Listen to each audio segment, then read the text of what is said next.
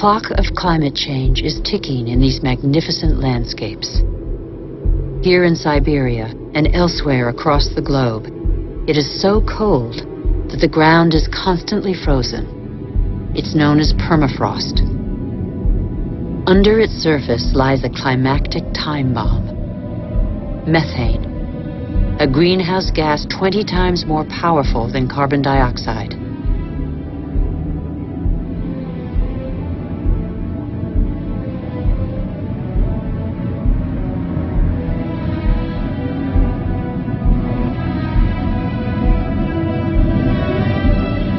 If the permafrost melts, the methane released would cause the greenhouse effect to race out of control with consequences no one can predict.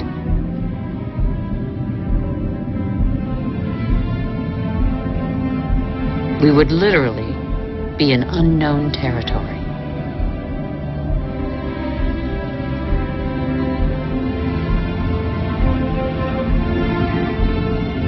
Humanity has no more than 10 years to reverse the trend and avoid crossing into this territory. Life on Earth as we have never known it.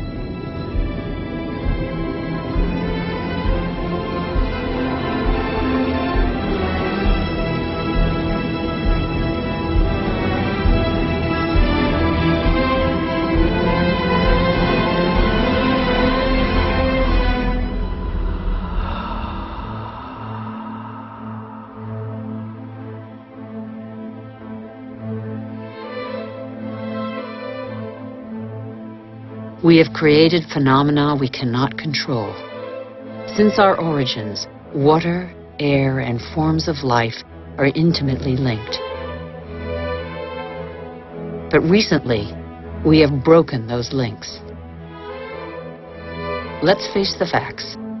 We must believe what we know. All that we have just seen is a reflection of human behavior. We have shaped the Earth in our image. We have very little time to change.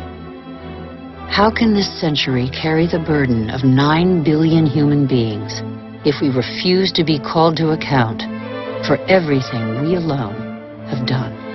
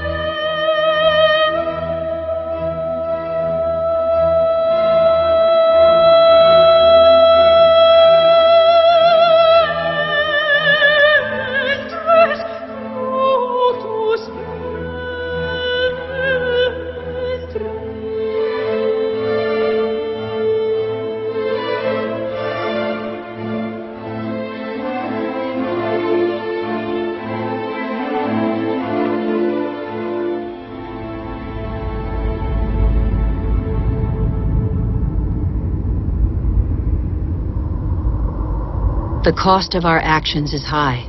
Others pay the price without having been actively involved. I have seen refugee camps as big as cities, sprawling in the desert. How many men, women, and children will be left by the wayside tomorrow? Must we always build walls to break the chain of human solidarity, separate peoples, and protect the happiness of some from the misery of others? It's too late to be a pessimist. I know that a single human can knock down every wall. It's too late to be a pessimist. Worldwide, 4 children out of 5 attend school. Never has learning been given to so many human beings. Everyone, from richest to poorest, can make a contribution. Lesotho, one of the world's poorest countries, is proportionally the one that invests most in its people's education. Qatar, one of the world's richest states, has opened its doors to the best universities. Culture, education, research, and innovation are inexhaustible resources. In the face of misery and suffering, millions of NGOs prove that solidarity between peoples is stronger than the selfishness of nations. In Bangladesh, a man thought the unthinkable and founded a bank that lends only to the poor. In 30 years, it has changed the lives of 150 million people. Antarctica is a continent with immense natural resources that no country can claim for itself. A natural reserve devoted to peace and science. A treaty signed by 49 states has made it a treasure shared by all humanity. It's too late to be a pessimist. Governments have acted to protect nearly 2% of the world's territorial waters. It's not much, but it's 2 times more than 10 years ago. The first natural parks were created just over a century ago. They cover over 13% of the continents. They create spaces where human activity is in step with the preservation of species, soils, and landscapes. This harmony between humans and nature can become the rule, no longer the exception. In the United States, New York has realized that nature does for us. These forests and lakes supply all the drinking water the city needs. In South Korea, the forests have been devastated by war. Thanks to a national reforestation program, they once more cover 65% of the country. More than 75% of paper is recycled. Costa Rica has made a choice between military spending and the conservation of its lands. The country no longer has an army.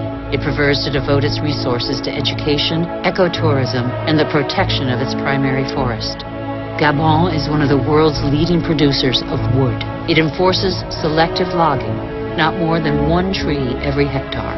Its forests are one of the country's most important economic resources, but they have the time to regenerate.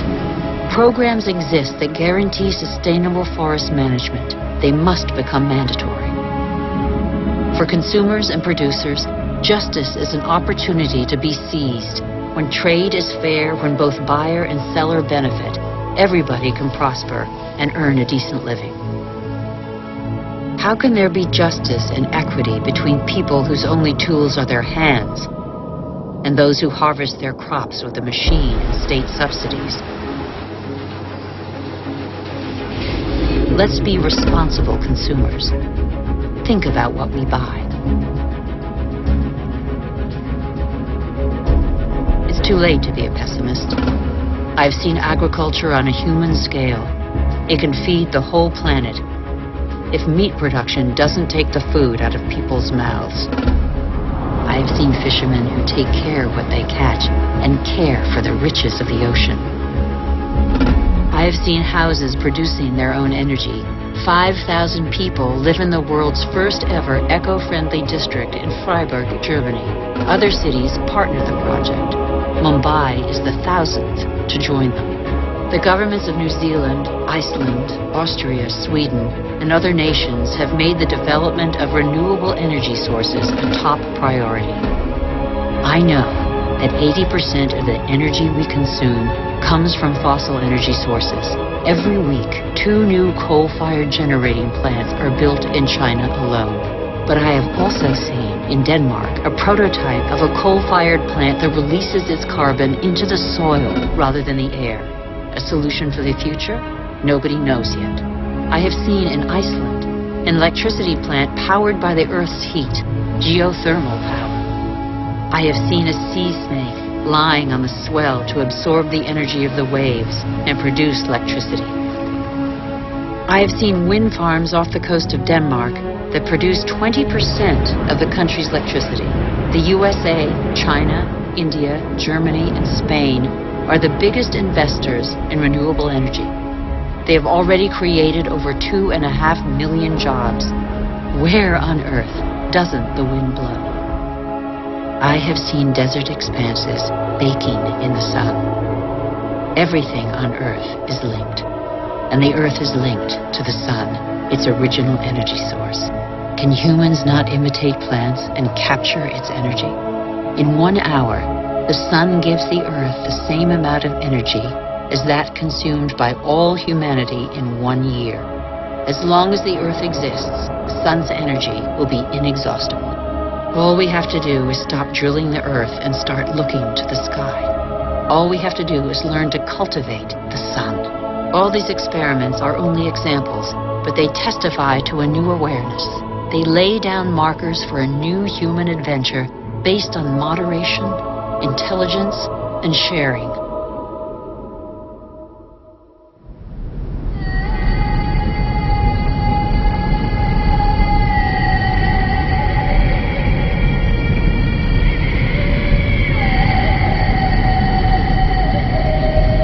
It's time to come together. What's important is not what's gone, but what remains. We still have half the world's forests, thousands of rivers, lakes, and glaciers, and thousands of thriving species. We know that the solutions are there today. We all have the power to change. So what are we waiting for?